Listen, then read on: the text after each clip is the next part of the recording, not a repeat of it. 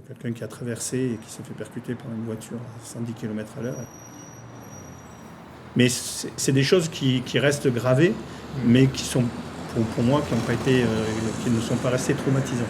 Des choses qui sont plus marquantes que d'autres.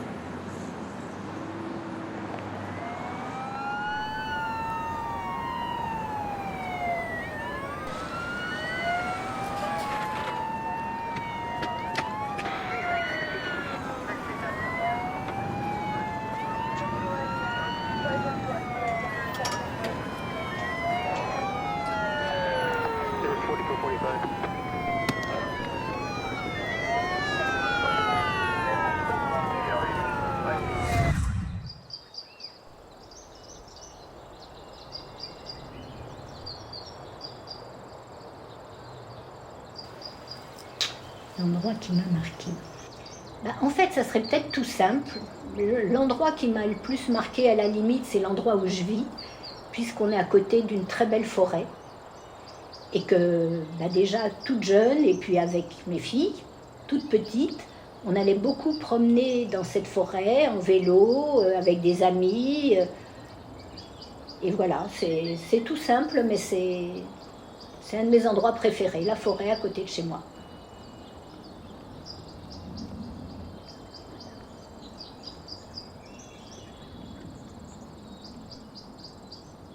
Oui, moi c'est le silence, et je trouve qu'il n'y a plus assez de silence autour de nous d'ailleurs.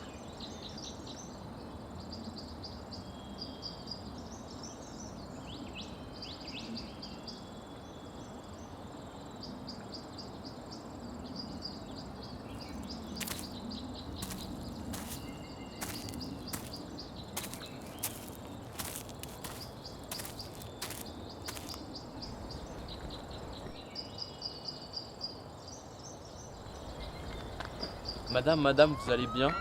Ça va, elle est toujours en vie? Vous inquiétez pas, mes collègues s'en occupent bien. Vous connaissez la victime? Non, j'ai juste vu l'accident se dérouler sous mes yeux, mais je ne connais pas cette personne. Ah bon, mais je pensais que... Bon, laissez tomber.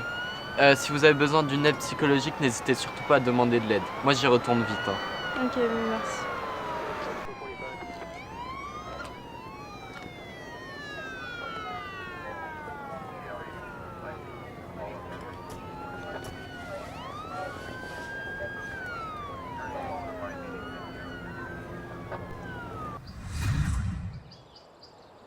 Ça m'a tout de suite remis en mémoire l'intervention que j'avais faite avec lui. C'était une des pires interventions qu'on puisse faire.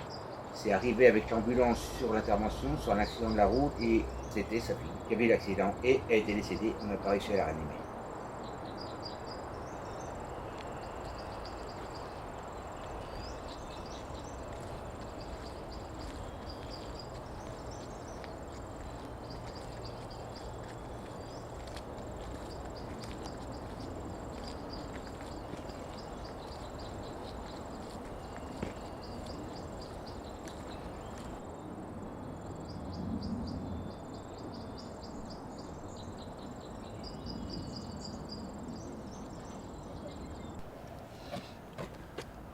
Allez Franco, hein, elle est dans l'ambulance, hein, tout va bien.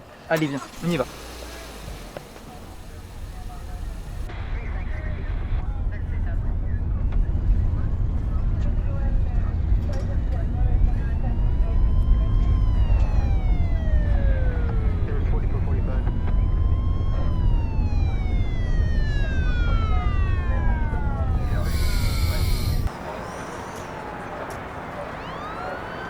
Alors, qu'est-ce qu'on a?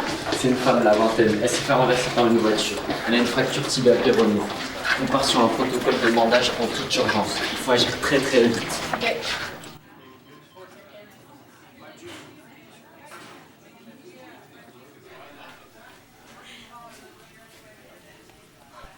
S'occuper au mieux et au plus vite des personnes pour qu'elles se rétablissent vite. J'ai bien aimé parce que j'ai travaillé en orthopédie, c'est-à-dire la traumatologie, les gens qui se cassent les jambes, entre autres.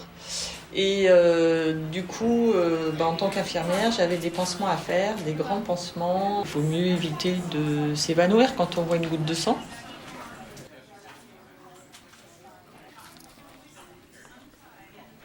C'est quand même très physique.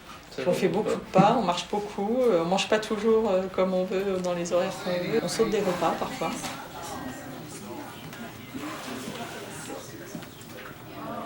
C'est un métier passionnant parce qu'on est proche des gens, alors qui n'est pas toujours facile. Hein. On affronte la mort aussi, mais voilà, on se met une espèce de carapace aussi parce que ça fait partie de la vie. Dans le cadre du travail, on est plutôt à essayer de rassurer les gens et de les accompagner plutôt que de se sauver en courant.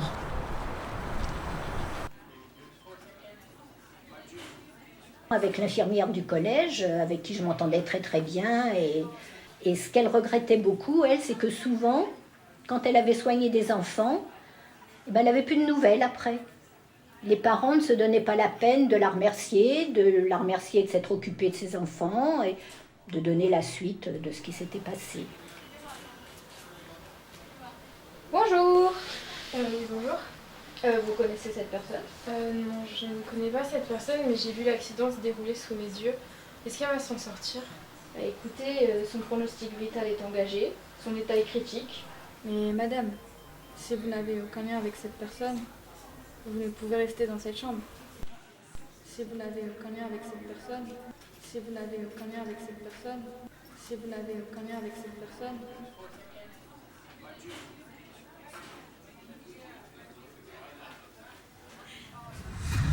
Sinon, ça se passe comment ton boulot d'infirmière au collège?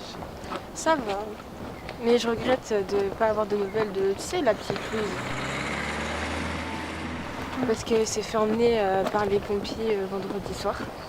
Et je voulais avoir des nouvelles, en fait, Ah, mais qu'est-ce qui lui est arrivé? En fait, ce qui s'est passé,